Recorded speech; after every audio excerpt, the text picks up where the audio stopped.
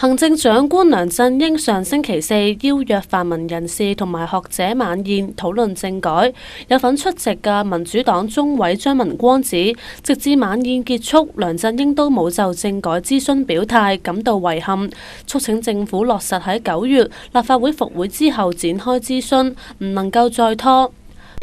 呢個方案呢係涉及到立法會如何選舉，涉及到將來呢個普選嘅特首會唔會係有政黨嘅背景，或者民主派提出要求有全民提名呢個因素，呢啲內容我覺得都應該有一個諮詢、討論、收集同埋聚焦嘅過程。咁我覺得應該盡快進行。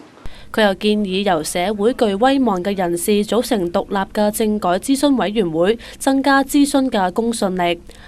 咁如果你話由特區政府即係去收集民意，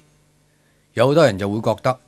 我表達完之後，你會唔會將我民意呢係矮化、收窄，甚至係即係混合而消失咗呢？咁呢啲德高望重但係立場背景唔同嘅人去組成一個委員會，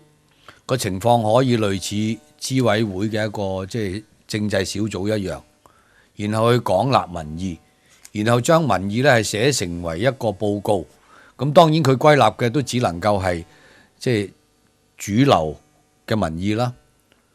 而真普選聯盟成員、城大公共及社會行政學系教授葉建文亦指，如果再唔推動政改，香港會冇辦法管治落去。如果你唔喐嘅話咧，香港冇辦法管治落去。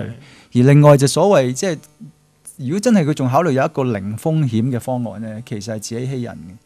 現行嘅辦法咧，中央其實控制得好嚴密嘅。咁但係今次特首選舉嘅結果係咪完全係意料之內咧？可能都唔係嘅，係嘛？咁所以我諗喺呢啲現實政治考慮之下咧，即係我諗中央面對嘅問題就係你一定要改，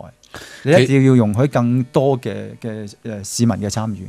葉建文表示，為咗照顧港人同埋特區政府嘅尊嚴，必須馬上推動政改諮詢，等港人有充分嘅時間討論。